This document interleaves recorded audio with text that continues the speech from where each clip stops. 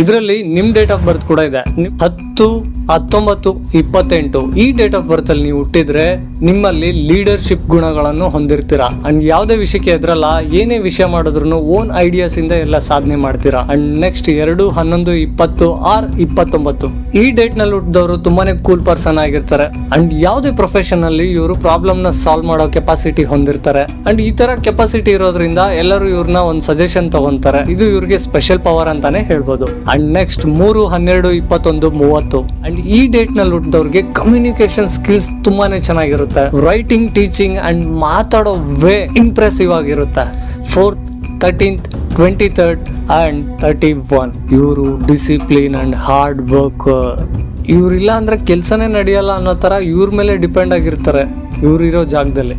5th, 14th and 23rd ಇವರು fast ಆಗಿ think ಮಾಡ್ತಾರೆ ಅಂಡ್ ಹೊಸ ಐಡಿಯಾಸ್ ಇವ್ರಿಗೆ ತುಂಬಾನೇ ಜಾಸ್ತಿ ಬರ್ತಾ ಇರುತ್ತೆ. And next 6th, 15th and 24th ಈ ಡೇಟ್ ಆಫ್ ಬರ್ತ್ ಅಲ್ಲಿ ಹುಟ್ಟಿದವ್ರಿಗೆ ಅಂಡ್ ಇವರು ಎಲ್ರು ಕೇರ್ ತಗೊಳ್ಳೋ ಪರ್ಸನ್ ಆಗಿರ್ತಾರೆ. ಅಂಡ್ ಆಲ್ಸೋ ಇವ್ರನ್ನು ಕೂಡ ಎಲ್ರು ಕೇರ್ ತಗೊಳ್ತಾರೆ. Next 7th, 16th and 25th ಇವ್ರು ಬಂದು ಡೀಪ್ ಥಿಂಕರ್ಸ್ ಆಗಿರ್ತಾರೆ. ಅಂಡ್ ಹೊಸ ವಿಷಯನ ಇವರು ರಿಸರ್ಚ್ ಮಾಡೋದು ಜಾಸ್ತಿ ಆಗಿರುತ್ತೆ. ಅಂಡ್ ಎಲ್ಲಾ ಪ್ರೊಫೆಷನ್ ಅಲ್ಲೂ ಇವ್ರಿಗೊಂದು ಐಡಿಯಾ ಇರುತ್ತೆ.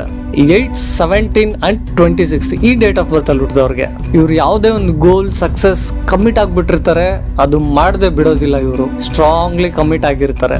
9, 18, 27 ಈ ಡೇಟ್ ಆಫ್ ಬರ್ತ್ ಅಲ್ಲಿ ಹುಟ್ಟಿದವರು ನ್ಯಾಯಕ್ಕಾಗಿ ಹೋರಾಡೋರು, ಯಾವುದೇ ಒಂದು ಕ್ಷೇತ್ರದಲ್ಲಿ ನ್ಯಾಯ ಕೊಡ್ಸೋರಾಗಿರ್ತಾರೆ. ಒಟ್ಟಾರೆ ಇವರು ನ್ಯಾಯಕ್ಕಾಗಿ ಹುಟ್ಟೋರು. ಒಟ್ಟಾರೆ ಈ ಡೇಟ್ ಆಫ್ ಬರ್ತ್ ಅಲ್ಲಿ ಯಾರ್ಯಾರು ಇದ್ದಾರೆ ಅವ್ರಿಗೆಲ್ಲ ಶೇರ್ ಮಾಡಿ ಈ ವಿಡಿಯೋನ. Vishnu Vichu signing of.